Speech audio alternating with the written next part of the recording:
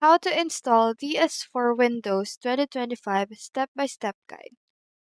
So in this video, we'll be discussing how you can download DS4 Windows on your computer. So first up, you must open your search engine and type in DS4 Windows download. After you have typed this in, you just have to wait and the first website to appear, the DS4 Windows Tools to Use PS4 PS5 controller on Windows PC. You just have to click this in order for you to be redirected to the main site. After you're on the website, you will be able to see on your rightmost corner the button download. So you just have to click on this and then you just have to go to the left corner and click on download right here in order for you to download the latest official version of DS4 Windows.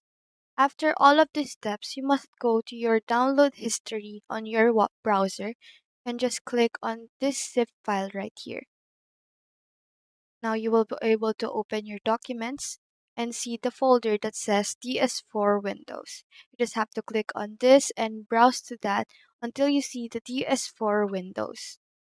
So you just have to click on this and extract all in order for you to run it. Extract this and make sure that your files that will be extracted is located to the folder that easily accessible. So you just have to click on extract right here and wait for it to load. So you just have to click on this specific application again and click on run in order for you to run this specific application. So on the first launch of DS4 Windows, it may ask you where you want to save its users' data, whether in program folder or app data.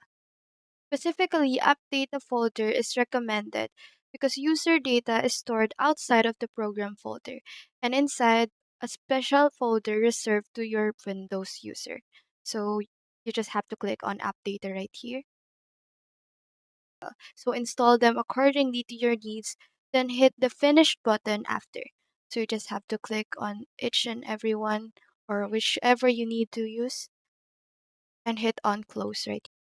And now you have successfully downloaded DS4 Windows to your computer. So I hope this video helped you. If it did, feel free to like and subscribe. It really supports the channel. And if you've got a question, just drop it in the comments.